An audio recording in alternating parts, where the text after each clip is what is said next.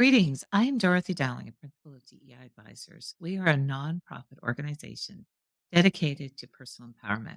I am delighted to welcome Lovell Casiero, SVP of Commercial Strategies at PM Hotel Group, to our show. Lovell, it is an honor to have you with us today. I'm delighted to be here, Dorothy. Thank you so much for inviting me.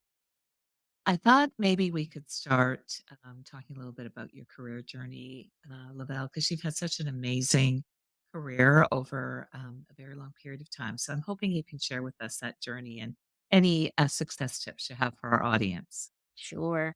So it has been a long time. It's hard to think about how many years I've been in the hospitality industry, but I started back in my mid 20s. And I'd like to say that hospitality found me. I was not seeking it out, it found me. And literally, someone recommended that I go to a new hotel that had been built, and it was in North Carolina. I was in North Carolina at the time, and they were looking for an admin.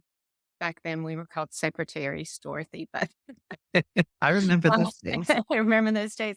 And it was for the catering director. And just as fate would have it, it started. And within the first 2 weeks, the director of catering left and they were looking at me and I was looking at them and saying, I have no idea what I'm doing, but if you tell me what you need, I'll do the best I can. And I found something that, first of all, I loved. I just loved the interaction with the people and the sales side of it and the hotel space and being in a hotel every day. And I found something that loved me back, that I was good at and that I could grow very quickly. And that was the beginning of the journey. Throughout the journey on property, I worked every position within the sales office, whether it was by design or by default. And sometimes when I was the director of catering, I had made it to the director of catering. I would have open positions in convention services and things like that. So I knew that I was in an industry where growth was achievable if you just had a really good work ethic and was authentic. I think sometimes and one piece of advice I would give is just admit what you don't know. Because if you admit what you don't know, then you're going to be able to be, people will help you. They will be happy to help you and teach you and mentor you. Um, and sometimes the question not asked is the stupidest question, right? So we have to ask questions.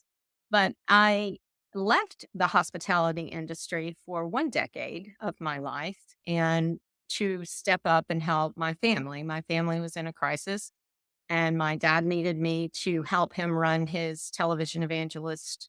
He's a television evangelist, and he needed me to run his ministry. And so I did step into that for about 9 years, and it was also a lesson in leadership like you just could not imagine. All of a sudden at 30 years old, I'm meeting with attorneys and doing all it. I said it was my first acquisition, corporate demolition type of experience, but you learn a lot, and I think I walked away from that knowing that you can, if you just put your mind to it, you can figure it out. You can, and you just have to have the tenacity and the determination. And it's interesting when you have a family crisis that you got to deliver for, and you have a personal investment in it. And then I think after that, I just started taking it to my hospitality. I went back into hospitality after dad was able to come back. And I just see that as making it personal and knowing that every decision you make affects someone else and that it's not all about you and that it takes a team. And all of a sudden, my career just took off. Mentorship is important. All of the things, right? You got to have a great mentor. You got to network.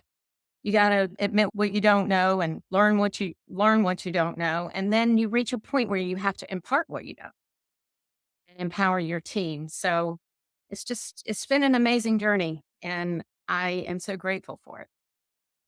Lavelle, I know I've come to know you through HSMEI, and one of the things that I have great respect is that it's this humbleness that you bring to just your leadership and your commitment to others. And I do think that is something that is truly valued by teams today is having a leader who is part of the team that supports them and recognizes them. and really is a strong advocate. I appreciate your philosophy of always being open to admitting when you don't know, because I think as leaders, we are often in situations where we don't know. And I think Mm, that does build us an esprit de corps with our teammates because everyone's in it together in terms of figuring it out. that's right. That's right. I often say I have been very fortunate to work with some of the same people through multiple companies. And I hope that says a little bit about me as a leader that they want to join my team, even Of having course. worked with me before. But one of the things I say, and I say it to them and in front of them, is I'm not the smartest person at the table when my team is there. Here's what I'm really good at. I'm really good at motivating people. I'm really good at inspiring people to their greatness, but I'm not the person who understands hotel systems or knows how to navigate in a PMS system. I've never touched one. It's that sort of thing. I have brand experts. I have revenue management experts. I have people that are experts in Fed rooms, and you tap into that. And any great leader that's not doing that has opportunity to grow as a leader because it's not about me. It's about them. Yeah, it truly is that some of that parts and being able to harness everyone's subject matter expertise and really build them into that powerful team that you referenced. I wonder if I could ask you a little bit about personal mantra because a lot of folks that have been part of DEI advisors have something that has powered their career success. Do you have a personal mantra that you could share with us? Think I will tell you that I was raised by a mother who said, pull your bootstraps up and keep on going. And I know my Southern accent came out because I'm quoting mom, and my dad said, walk in the room like you own it. And so a lot of times as women, we struggle with confidence. And I think the fact that I had such an amazing work ethic from mom, I really did. My work ethic with today is what it is because of my mother. And the confidence that I have because my dad said, walk in that room like you own it. And so I often tell this story and then say, this is what makes me, right? I'm pulling my bootstraps up and walking in the room, I own it. I used to have a hard time talking about this, but I learned that a lot of people in this industry is also not a college graduate. And I did not go to college and I recommend it, but it just wasn't a choice I made when it was time to go to college. But I've grown so well and reached so many goals in this industry. And so if I had to boil it down to one mantra, I would just say, be your authentic you. Just be you. Be authentic. People see through it. If you're trying to be something you're not, if you're trying to I've looked and a lot of people like to exaggerate, whatever. And I just say, be authentic. Be your authentic you. Bring that every day and people will see the authenticity, the humbleness, whatever, and they will want to help you. And that's just, I think that's been the secret to my sauce, really. Well, and when we think about today, Lavelle, that is truly what a lot of teammates are looking for is really working with leaders that they can believe in, and they are very capable of judging when people are not being authentic. So I am sure that has been and very important to your leadership, your team's followership, and all of the great success you brought to the different companies that you have led. Outside of your mom and dad, are there career champions that have helped shape your career? Absolutely. Absolutely. Some of them actually, believe it or not, some of them work for me today, but used to be in a position of leadership that was above me and would just champion. I just go back to the days, and this is going back to the early '90s. I'm sorry, late '90s, early 2000, when I had the pleasure of working for a company called Maristar.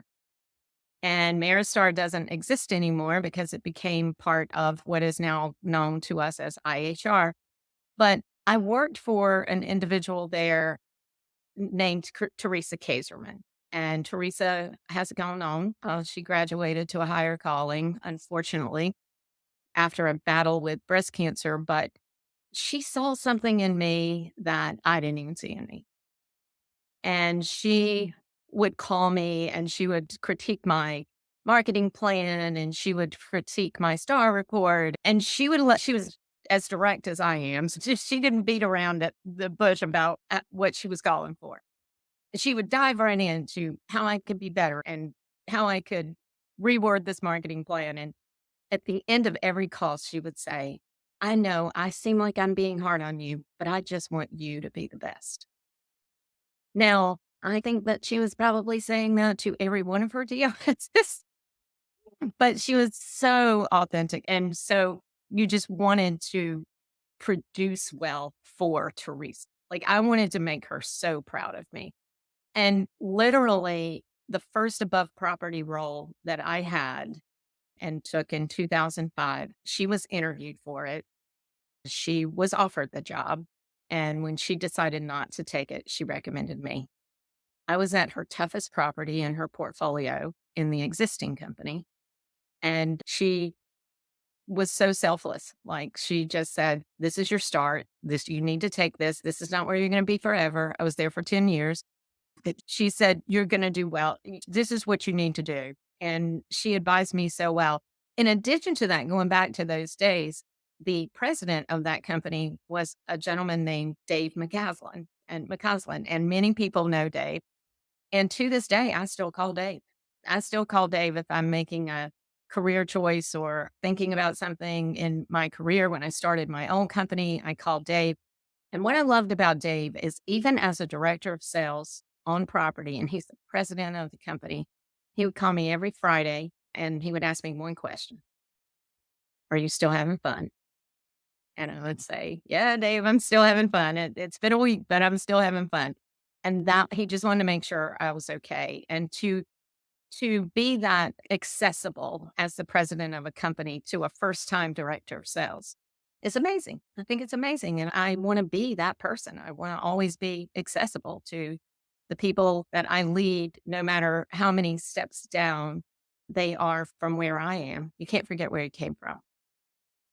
Those are beautiful stories. I do think the story about Teresa giving you feedback, because I've always thought feedback is a gift. And often it is hard to listen to feedback, but the fact that she lifted you up at the end of every time she offered that kind of feedback to really contextualize it on that she was very committed to you and your professional growth.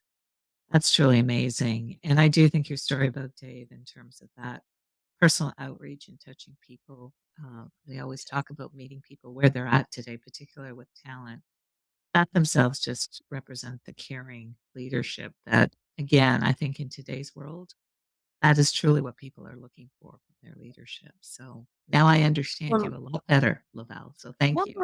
one more thing on that is that a lot of times when people leave you, you burn bridges. And I left Dave. And Dave called me when he got word that I had resigned from his company in order to take the first above property role. And you know what Dave did? Dave called me and said, so not many people could go from one to 27 hotels, but I think you can.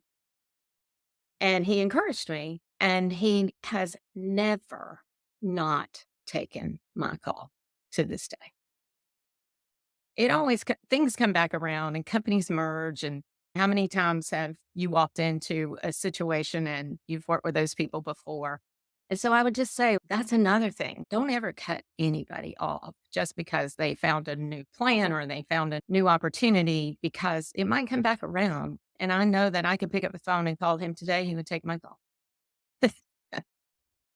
That's very meaningful advice because I too believe that you should never burn any bridges and you should always celebrate people's career growth because, like you, Lavelle, I've been in this industry 40 years and we do meet many people at various times in our career. And that peer and the relationship that we build together powers our success in many ways.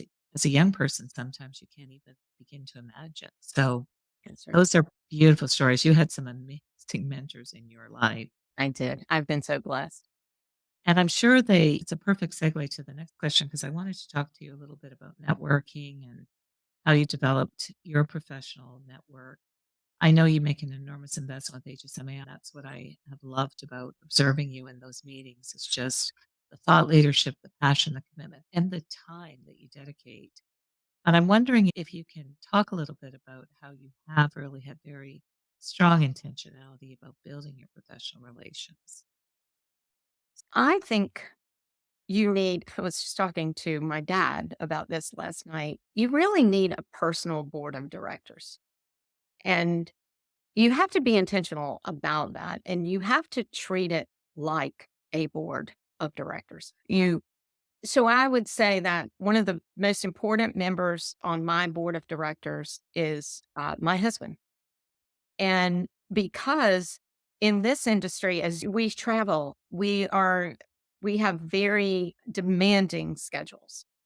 And so you have to have that person in your life that's going to support a person that's doing. And it's not cut out for everybody. But when I decided I wanted to go into a above property role and I was given that opportunity, I knew I had a backup plan at home. I could still have plants that were living when I got home, and my dog would still be alive when I got home. So that's number one. I think you just have to realize that as you're growing your career, you are also taking people along with you that are really just there to support you and maybe benefiting also from your career growth from a financial perspective, but there's also the time and how much time I have spent away from family building this career that I love. That said, I think that the other thing is, and I would say this to somebody who's in a point where you're trying to get to the next level, find 5 people that are doing what you do, what you want to do, let me say, and call them up and talk to them. If you want to be the CMO of a large brand, then people should be picking up the phone and calling Dorothy, right? And finding out like how you got there, what your best practices were, what your best advice is. So I would say also on your board of directors, you need a few people that are doing what you want to do. If you want to go into business for yourself, find somebody who's a business owner. I think you also have to recognize, and I go back to this, what you're good at and what you're not good at.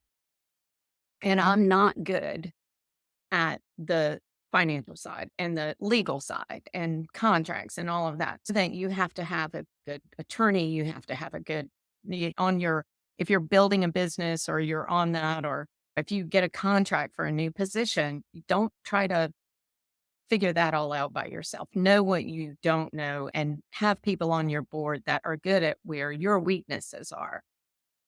I also think that you have to have those people that are just going to be brutally honest with you. And I'll give you an example of how I had to do that in the reverse recently. I have a young lady that's been working with me through multiple companies, and a position has come available quicker than we thought it was going to come available on a property that she just joined. And it's a pretty big director of sales role. And she wanted to raise her hand. I'm not surprised. She's that kind of person. She wanted to raise her hand, but she wanted to talk to me first. And I encouraged her to, I would never say you can't apply, because the worst thing that can happen is you walk away learning what you need to work on in order to be ready the next. So I put that out there. But then I explained to her that there had been there were 2 people before her in that role that had basically the same level of experience that she brings to the table today in her career, and they had not succeeded. And that I didn't want to see her set up for failure. But I left the choice up to her. I just gave her very brutally honest advice. And I think on that board of directors, you have to have somebody who will tell you what you need to hear, not what you would like to hear. I have my sister for that. And fortunately, she is very business minded. and is a great business person. So she understands the business side, but she also knows how to say, "No, you need to think about it this way," or "No, that's not the right way to be thinking about it." So you have to have those people. And then I think in conclusion, I would just say, don't it's not a popularity contest. It's your career, it's your life, it's life changing decisions. So it's not a popularity contest. Don't feel like you have to have people that on your board of directors because they will be offended if they're not. I have 3 other sisters and none of them are on my board of directors because there's a reason why Joy needs to be there. But not because they're not great people, it's just it's not the appropriate time. So, that's what has worked for me in that just again, just seeking advice of people that were doing what I wanted to do, and I wanted an above property role so bad I could taste it, and I almost paid the first company that hired me to work for them. But I've since learned how to advocate for myself a little bit better, but I took the job with little to no negotiating, which I don't recommend, but it got my foot in the door. I think those are really wonderful tips, and I think even with the bet that you took in terms of investing in your career, Lovell in the early stages because it was a growth opportunity, I think that also is good advice for people that sometimes, there is a trade-off that one has to consider in terms of choosing, but I do think about having this internal advisory group, whatever one would wanna call it, and really thinking very specifically about the areas where they could support you in terms of the kind of learnings that you need, the kind of feedback that you need to hear, and also filling in the gaps in areas of expertise that are not in your core strengths. Those are really good advice to everyone because I do think it gives us a much more well-rounded perspective on some of those tough decisions we have to make. And I'm just wondering, because that might lead us into this next area, is really about dealing with adversity, which is part of the leadership journey for most of us. So I'm wondering if you can talk to us a little bit about something that you found to be challenging and you took some learning. I'm gonna go back to the remind you that I was raised by a mother who said, "Pull your bootstraps up and keep on going," and a father who said, "Walk in that room like you own it." It almost was an awakening for me when I reached a certain level that I might not be getting the fairest shake here because I'm a woman or whatever. There's many reasons why you could encounter adversity. Sometimes you could just encounter adversity because someone else is insecure. Maybe they're carrying some baggage from a life, something that happened to them in life or something that happened to them in another corporate environment, and you become the victim of that. One of the things that I have had to work on a lot of my career is just to listen. Someone said one time, and we were just recently in the meeting, that's where someone said it and said that you have 2 ears for a reason and 1 mouth, and you should use them in that with that in mind. But for many years, I would talk more than I would listen, and I have learned that sometimes just sitting back, listening, taking a pause, not reacting, what I would call a knee-jerk reaction, and then coming back and addressing the situations. Have I been talked down to because maybe I was the only female in the room or been not taken as serious? Certainly I have. Certainly. And I probably didn't deal with it as well 10, 15 years ago as I do now. And a lot of times, Dorothy, the first reaction for me is just to pause. Just pause. Let me really think through what just happened here. And it might need a short pause. And sometimes the pause may take a day or two before I go back and say, okay, we really need to talk about what happened in that room. And I always tend to probably talk about my personal life too much, but early on, and when my first round at marriage, I didn't have such a good marriage, and I wasn't married to such a good person, and I literally experienced domestic violence. And so I think when when you can walk away from something like that and survive something like that and accept the fact that that is not acceptable, you take that into the rest of your life. And it probably has helped me from a corporate environment because the minute I felt like I was not being treated fairly, I stood up for myself. And a lot of people are very afraid of doing that. But I think what I have found is that people actually respect you for doing that.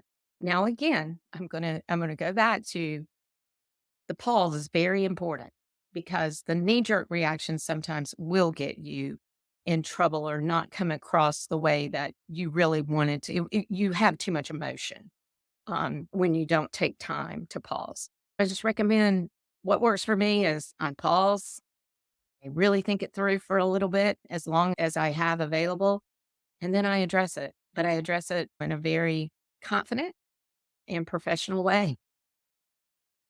That is brilliant advice to everyone, and I fundamentally believe taking time to reflect and then think about whatever kind of crucial conversation you have to have, bring your best self to that conversation is really important. So I really respect that you have learned through all of these life experiences, Lavelle, and it has really made you into this courageous woman that you are today. So if I may, that takes me to my next point because I did have the wonderful opportunity to watch you on stage last week at the HSMI event where you gave Thank a brilliant, brilliant on stage address to the audience.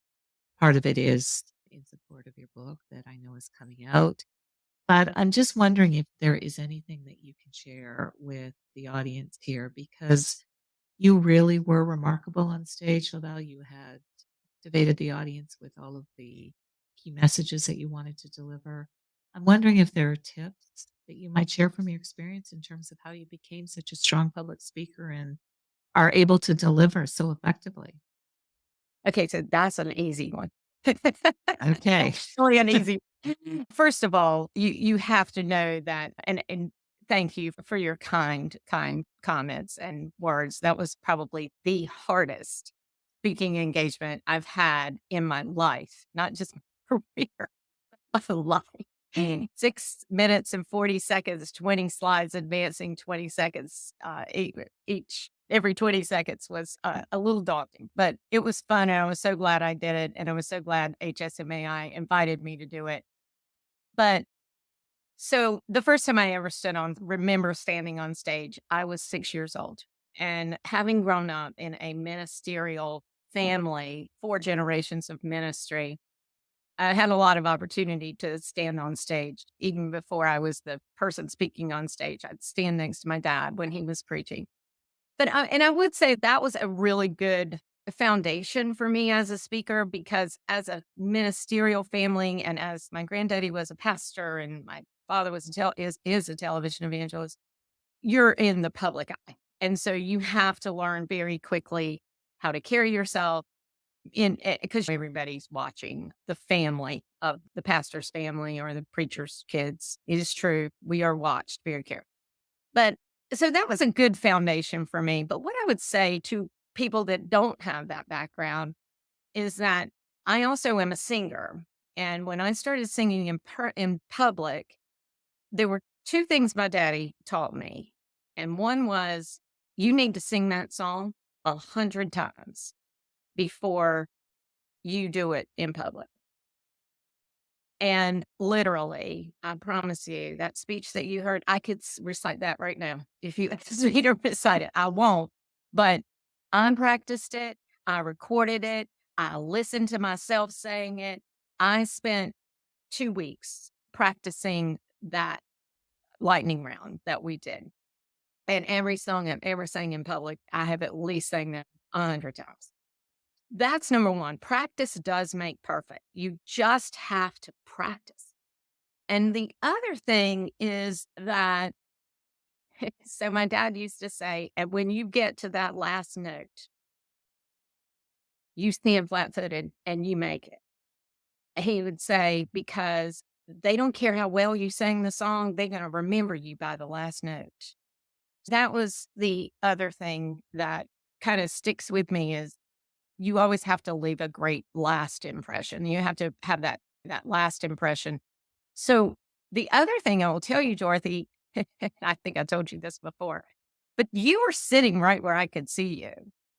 And one of the things when I was running the television ministry and I was on television and you're sitting there and you're talking to a camera, my dad, again, my dad would say, he's on my board of directors too. And he would say, talk to that camera like you're talking to your grandmother, or talk to that camera like you're talking to your best friend. And so that day, I'll have to admit that last week at HSMEI, I was as nervous as I have ever been on stage. No one seemed to notice that. Thank God. But one of the things that I remember standing on stage, I could see you and I could see Lori Kill and I could see friends that know and love me and I love them. And I was just, you were smiling and I'm thinking, I must be doing okay. But the connection with the audience and really understanding, am I putting them to sleep or are they really engaged? And I think that as a public speaker, you have to, and that's an on stage thing. You can't practice that before, but once you get up there, you have to figure out, am I putting them to sleep? Are they really engaged? Are they looking at their phone? And you have to have a plan B when you get up there, that if plan A is not working, you're going to have to switch, you're going to have to pivot. But I thank you again for the comments, but I just grew up in that life and it just comes naturally. And I would just say, my husband made a comment about a famous singer that admitted to being nervous on a public stage the other day. And he said, how could she be nervous? Long as she's been in the business, as many times as she's walked on stage. I said, when you stop getting nervous before you walk on stage, that's the problem. You always got to have a little bit of a little bit of that adrenaline and the fear a little bit when you walk out there. And it never leaves you. I think, first of all, you were brilliant on stage. I think I told you that it was like observing a TED Talk. You were incredible in terms of your delivery. But I do think those 3 messages that I'm hearing from you, it's really the investment in time and practice, Lavelle, which was obvious that you were on top of your game. I think that second piece in terms of the close and hitting that last note with such power and conviction, which you did. You left the audience wanting more. And then this last piece of finding someone in the audience or multiple people in the audience that give you some degree of information. I feel the same way because that human connection keeps us going when we're on stage. But you were extraordinary. I think those Thank tips you. are really important tips because I do think of all, many people don't invest the time in the practice because it's hard work, but you really delivered in a way that I know the audience really enjoyed being part of that event with you. Thank you. There were a lot of other people that were doing a really good job as well, and I knew Yeah, were going to show up and, and deliver. And I wanted to, and then they put me first, so I thought, oh, I no, know. set the You bar set the bar very high for everyone to follow you. Now, there were many a good lot of times. speakers, but you made a huge impression, and I thoroughly enjoyed hearing from you. We're coming up near the end of our interview, Lavelle, and one of the things we always ask all of our DEI advisors if there is some other words of wisdom that you would like to leave with our audience, whether it's something you would like to share that you would share with your younger self or something more broadly that could benefit our listeners. But I would love for you to bring that to us. I that's my favorite question because I am 61, and when I turned 60 last year, I realized I still have half of my adult life that I can pivot and do great things, and I hope I do. But you also want to start thinking about the legacy that you leave behind. And what I would say is there would be two things, and I said it earlier: to be your authentic you. Don't try to be what you think someone wants you to be, or you need to emulate people because you just need to be yourself. And my grandmother would say, no one's better than you and you're not better than anyone else. Just be yourself.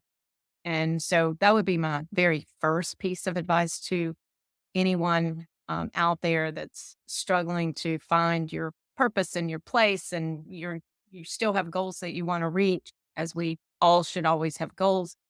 The other thing I would say is, don't let your work define you. Define your work. And for a little while in my journey, as I was stepping into that above property role, I began to let my work define me.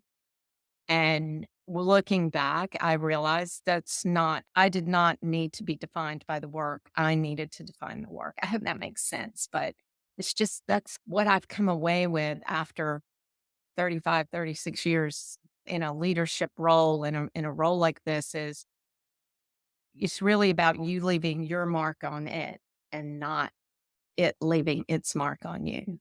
And we talk a lot now about this generation today, and I'm sure there's a happy balance between what you and I did as we were climbing our journey to career growth and climbing that ladder. I'm sure there's somewhat of a balance between that and some of what we're experiencing with the workforce today. But I feel like there I feel like there's a new m mantra out there, if you will, of let's work to live and not live to work. Yeah. And I think you can still find the work to live without working, and I don't wanna say it's hard, because you have to work hard and you have to bring a strong work ethic. But I think you can do it differently, and I think we need to learn from each other. We need to teach them the work ethic and how important it is to show up every day and not disappoint the people that are depending on you. But we also need to understand that work-life balance is super important as well. I totally agree with you, and I do think it's very brilliant the way you connected the dots about bringing your full self and your authentic self to the workplace, Lavelle, and then also defining your work as opposed to having it define you. I do think they're completely interdependent concepts in terms of leadership. And I thank you for sharing that. And I too agree that we have much to learn from this generation because I do think they're going to leave the world in a better place, and I think their values are all things that we need to listen to and pay attention to because they are important values. They So thank certainly you. are. Yeah, my pleasure. And if I may, I'd like to thank Lavelle for being so vulnerable and honest with us today. I know that your story is going to be incredibly relatable to many of our listeners. So thank you again. It's And my if pleasure. Yeah, and if I could also thank our audience, I know if you've enjoyed this interview with Lavelle, I hope you'll come and visit us on our website, deiadvisors.org, where you'll see webcasts and podcasts from other industry leaders that I know will continue to empower you and fuel your career. So thank you again, Lavelle, for being with us, and My thank you to our pleasure. audience for joining us. My pleasure. Thank you for having me.